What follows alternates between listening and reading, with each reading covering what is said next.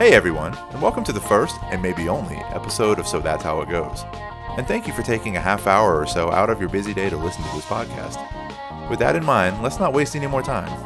In this episode, we are going to take a deep dive into a case of espionage that lasted over 2 decades. On February 20th, 2001, the FBI arrested fellow agent Robert Hanssen near a park in Vienna, Virginia. Described by the Department of Justice as possibly the worst intelligence disaster in U.S. history, Hanssen's espionage activities date all the way back to 1979, 3 years after he joined the Bureau. During the 22 years from that first act until his arrest, there were multiple complaints and investigations into his activities. While implicating other people along the way, most of those failed to bring any charges against Hanssen himself. That is until the late 90s when evidence emerged that finally pointed a finger at this rogue agent. And after a few more years of investigation needed to build a solid case, Hanssen was arrested in 2001. On today's show, we have one of the arresting FBI agents assigned to the case. My name is Michael White. I was a special agent for 23 years in the Washington field office for most of the time. In an interview I conducted in October 2024, retired Agent White provided insight into the investigation that led to Robert Hanssen's apprehension. Agent White discussed the gathering of evidence, issues that almost derailed the case, as well as the mindset of Hanssen before and during his arrest. Towards the end, we also discussed a 2007 movie based on the events of this investigation. So sit tight, drive safe, or whatever you do while listening to the podcast as we take a deep dive into the worst intelligence disaster in U.S. history.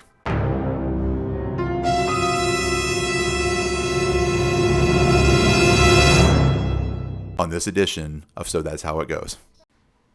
To start my interview, I asked Agent White a little about his early days with the Bureau. I came out of new agents training in 1996 and was assigned to a squad NS-33, which was a counter-espionage squad. Now, Agent White's career with the FBI began 17 years into Robert Hanssen's espionage activities. So I was curious as to when he first became involved with the investigation. This is 1996, remember, and we don't discover anything about Hanssen until 2000, late in 2000. So at that time in 96, we understand that there's a problem in the FBI because there was a case with a State Department employee, Felix Bloch, which was pretty famous in its day. And we couldn't explain that case because Aldrich Ames, who was a spy that had been arrested 3 or 4 years prior to that, didn't have access to that case. And yet we were pretty certain that the Russians had discovered the case, and so hence the thought that there has to be another mole. So we were in the process of trying to create a matrix of individuals that had access to that case, and it was pretty exclusively focused at CIA. Now, with any case of this magnitude, there are challenges that come with the investigation. Sometimes the evidence points in a direction that leads to a dead end. Other times, that evidence can be the lead that breaks the case wide open. Agent White discussed some of those challenges with me. Let's go back to this matrix, which at the time was called Gray Suit. And then within Gray Suit, there were individuals that we were looking at, one of which was a guy named Brian Kelly, who was a retired OSI officer out of the Air Force that had taken on a job at CIA and had worked very closely on the Bloch case. And so it was logical that he might be the spy, might be the mole. So we really focused on him quite a bit, and I had done all the financial accounting work on him, and because of his background, he really only had accounts at a couple of financial institutions, both of which had maintained records over the entire 20 some odd years of his career. And so it was pretty clear to me that there weren't any, no indication that he had been taking cash, which didn't completely rule him out. Some people commit espionage from an ideological standpoint, but from a pecuniary motivation, it didn't seem like there was a fit there. But we hammered away at him for whatever reason for 4 or 5 years. Kept him under very close surveillance and that kind of thing. And again, it wasn't until November of 2000 that the Bureau had successfully recruited a Russian former KGB SVR officer who he didn't know Hanssen's identity, but what he did is he gave us, when Hanssen would transmit documents to the Russians, he would wrap them. And at one point, he wrapped the documents in a garbage bag, and he left a thumbprint on the wrapping. This KGB officer maintained that piece of wrapping and also a voice recording of Hanssen that he had, and he transmitted that information to us. And from that information, we were able to conclusively, zero in on Hanssen. Once the FBI had Hanssen in their crosshairs, it was a matter of catching him in the act. Now, I've always read that the FBI set Hanssen up to fall, but according to Agent White, it was a little more complicated than that. Take a listen. We knew it was him. So, you could call it an investigation, but it was really more of how do we create a situation for this guy to maintain security clearance access without allowing him to get critical information that we don't want to share with the Russians, but still allow him to have information that wouldn't be harmful, but would allow him to commit espionage in an overt way so that we could make a case against him without bringing this Russian SVR officer into a court of law and identifying him to the Russians. So we wanted to make a case independent of the information that we had received, if that makes sense. It totally makes sense. The FBI allowed Hanssen to commit espionage without committing the same crime themselves. And when conducting investigations like this, there are a lot of moving parts to consider. There are warrants, dead ends, financials, etc. Some of these can lead to hiccups that almost derail the case, as Agent White explains. So, we had, like I say, very comprehensive surveillance of Hanssen. You can't do that without a court order. And so we were going constantly to the FISA court, which you hear a lot about now, and renewing the warrant, I believe. Don't hold me to this, but I think we had to do it every 90 days. I wasn't responsible for the warrants. Every 90 or at the most, it was 120 days, I think. So anyways, we're going back and renewing his warrant, which we did for years on end. And ultimately, the guy was exonerated. And so you kind of at some point scratch your head and say, how did a court keep approving this? And so from a standpoint of would the court continue to approve the search warrants, from a standpoint of we weren't making any investigative progress that was significant that we could bring into a court of law. There were some things that a lot of people were pointing at. Again, you got to remember, I was an outlier because I was in the financial work, and I can remember my boss was not happy with me because I would tell him, look, you might be a spy, but there's no money. And I always had the impression, this guy's name is Mike Rochford, that he felt like, hey, if you just worked a little harder, maybe you would find it or something, and I was pretty confident that there just wasn't anything to find. And so in my mind, I was one of the dissenters that thought maybe we're on the wrong guy early on, but there's a lot of people had a lot invested in this, and in turn, that affects people's careers and that kind of thing. So the thing had a momentum of its own. Mike Rochford, the supervisor, has a lot of responsibility in some of the shortcomings of the investigation in terms of the analytical components being too close to the investigative components. But he also was ultimately the one who went on to recruit the KGB SVR agent who gave us the name. So whereas he's got to shoulder some of the blame for the things we did wrong, he gets the lion's share of the credit for ultimately determining who the mole was. At this point, the FBI knows who the mole is, but time is running short as Robert, or Bob as Agent White refers to him here, is approaching retirement age. The Bureau has to think fast to come up with a plan to keep him on and keep him close until they have enough evidence for an arrest. Once again, my thought was a setup, but Agent White was quick to correct me. No, I wouldn't call it a setup. So what had happened was from this period in November, when we identified that it was Hanssen, we came up with a ruse that basically he had come up on at that time, and I think it might be still coming today. We had a mandatory retirement at 57 years of age, and he was bumping up. He was going to get to that 57, and again, we want to keep him in access to classified information because we want to make this case independent of the source information. And so we had a problem, right? How are we going to keep him keep him in access? And so we came up with this ruse that, and he had, Bob Hanssen had a lot of hands-on computer kind of talent. He's coming out of, this kind of world of Commodore 64 type stuff. You got to remember, this guy's growing up with computers.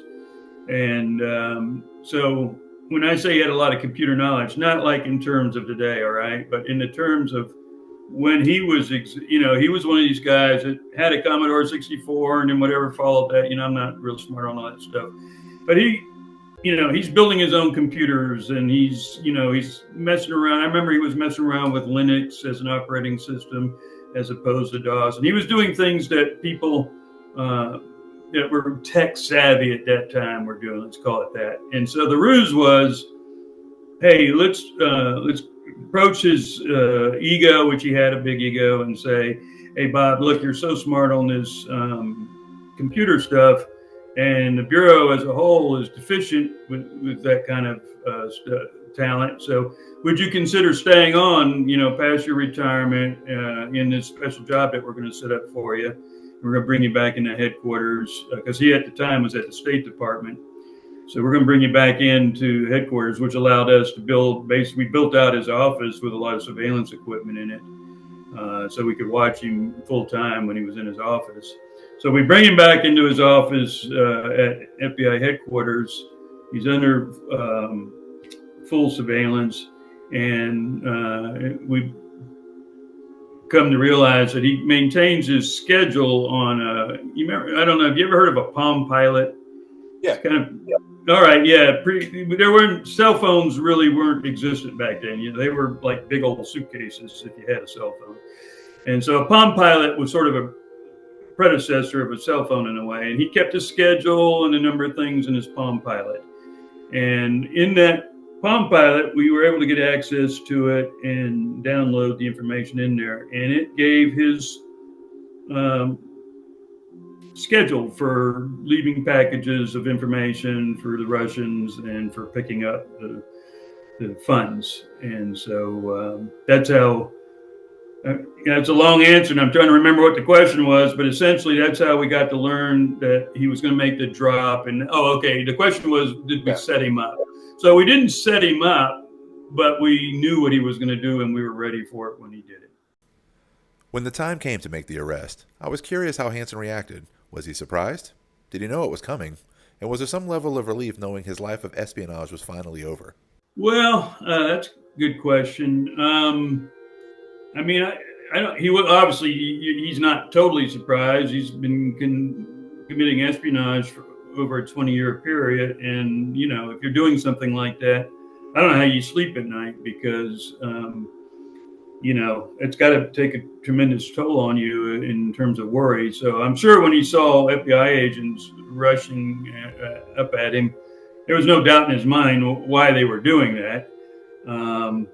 His reaction, it's funny because I think I've seen in pop culture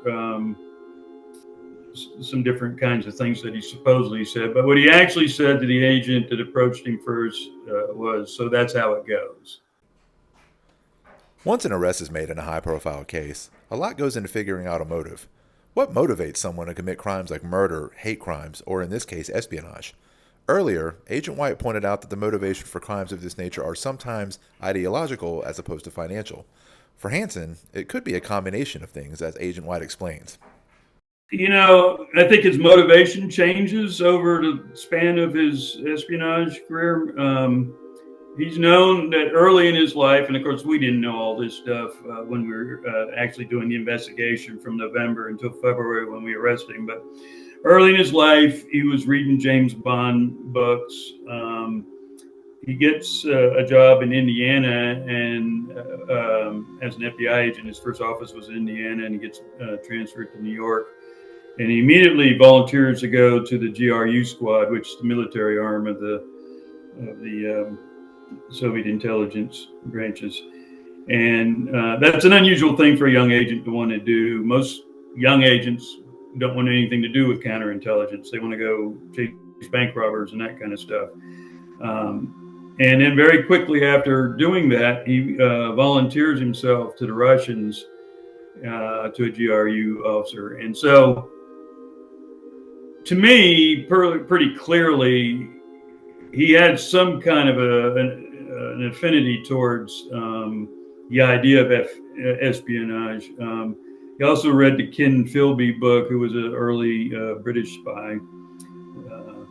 And so I think there was a romance to it, this idea.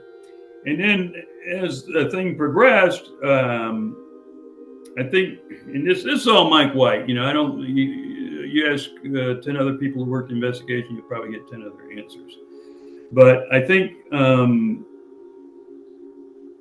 in his FBI career, whereas Bob was probably brighter than the average person he came across, he lacked interpersonal skills to really capitalize on his intellect. And so he was constantly not getting selected for the plum jobs and that kind of stuff. So in a sense, I think the fact that he was able to, for 20 years, betray these programs that other people were getting credit for and that kind of thing, I think that fed his ego a little bit. And then he also, can't remember how many kids he had. He was a Catholic, strong Opus Dei Catholic.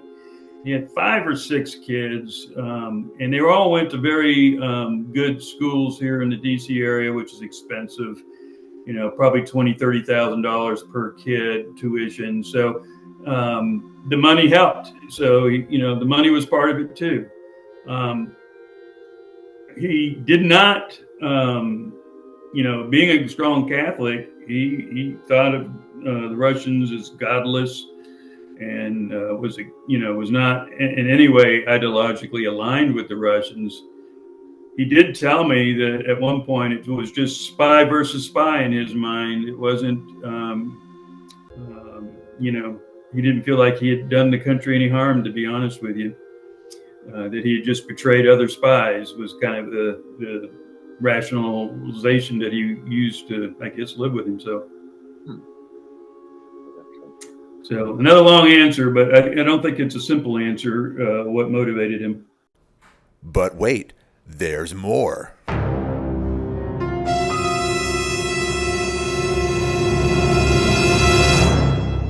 He started dating a stripper, outside of his marriage, and that was getting expensive for him because he was giving her large gifts, and plus the kids in the prestigious college or college preparatory schools. He needed, he did need the money, so that definitely was part of it. For me, an agency like the FBI is held in high regard. It's hard to fathom how someone in the Bureau could commit these crimes for so long without being caught. A case like this has to shake the FBI to its core and bring about change. I asked Agent White to elaborate. The case changed the way the Bureau operated forever. Prior to that Hanssen arrest, the Bureau operated from a standpoint of trust, in that they trusted their initial background investigation when you came into the Bureau, that they had done a thorough job. And basically there was no review of your continuing suitability to work with classified information throughout your career, because they trusted that, until proven otherwise, you could be trusted. After Hanssen, They brought out mandatory polygraphs. I don't remember. I don't know what the periodicity is. I want to say it's every 3 to 5 years, something like that. Every year you have to fill out a pretty extensive financial disclosure form.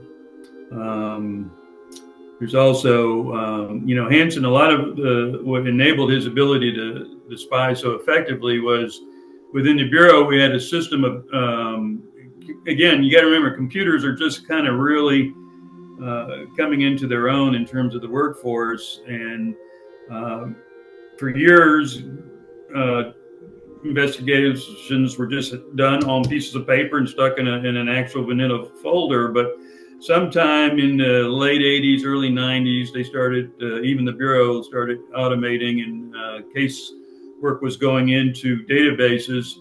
And Hanssen was searching these databases for information he thought he could sell to the Russians, as well as checking to see if his name was being, whether he was being investigated, whether his house was ever searched by our database, that kind of stuff. So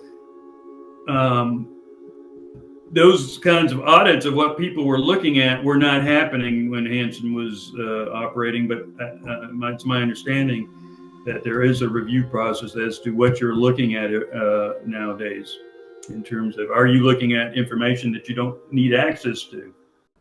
In some instances, the effects of a case like this may reach farther than just the Bureau. The aftermath could leave lasting scars to the investigators themselves. I asked Agent White if this case caused any personal issues for him.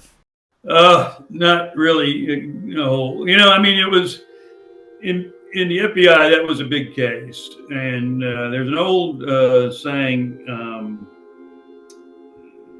success has 1,000 fathers and failure is an orphan, right? And it was amazing how many people came out of the woodwork that worked the case, and people started very aggressively claiming participation and using their limited participation to gain promotion and that kind of stuff. I never was one who coveted high position in the Bureau. So while I was the actual case agent post his arrest, I never really leveraged that in my career, to be honest with you. In 2007, a theatrical film called Breach was made out of Hanson's story. Naturally, Agent White was asked to contribute. The problem is, sometimes movies based on true stories turn out to be more Hollywood than factual. For my final question, I asked Agent White about his involvement in this spy thriller film. Well, it was funny. The Bureau at first was reluctant to participate in the movie. And then we got a late telephone call, and it was a buddy of mine, Chris Mayfield, who was one of the arresting agents and was also one of the agents on the squad that worked the investigation. He got a phone call from headquarters saying, we're now supporting it, and if you want to go out and help them out, please do. And he told me about it, and I said, I'm going out there too then. And so we went out and met the director of the movie. He took us out to lunch and then told us basically what he was trying to do was, as authentically as he could, duplicate the actual arrest. Yeah, which we had captured on video when we actually arrested him. I think it's available on YouTube if you want to see it. But anyways, so we did that. We helped him kind of do the movie arrest scene. He actually offered us to be a cameo role as FBI agents making the arrest, but I declined, as did Chris. But as far as its authenticity or accuracy, that was a valuable lesson, Tim. When they say based on a true story, that means that the names might be accurate, but there's nothing else in it that's very little, if anything, is accurate. The star of the movie is a guy named Eric O'Neill, who I know Eric. Very, very limited role in the investigation. I guess his claim to fame is that he called us when that Palm Pilot was available. That's about the extent of his participation in it. But give Eric credit. He was the first to go to Hollywood with a script. In fact, I read the script. The movie doesn't follow the script that I read, His script was very rudimentary, and I think they just appreciated having a real name that they could associate with a script that was clearly written by Hollywood people that had no knowledge of the case. So the names were accurate. Some of the names in the movie were accurate. Everything else was not particularly accurate. So there you have it, a bird's eye view of the worst intelligence disaster in U.S. history from a man who lived it. So what did we learn from this? For one, we learned that government agencies like the FBI are fallible and capable of having the wool pulled over their eyes by one of their own. We also learned that sometimes crimes like this are committed because of ideologies or financial gain or both. And some, like Hanssen, don't believe their crimes are actually hurting anyone. With Hanssen's case came changes to the way the Bureau monitors its employees, and with the technological advances that have come over the 23 years since Hanssen's arrest, it's hard to imagine someone being able to mask crimes of espionage behind the trusty walls of today's Palm Pilots. But we never know what could be lurking in the shadows or right under our noses. So that's how it goes, I guess. Until next time, if there is one, take care of yourselves and each other.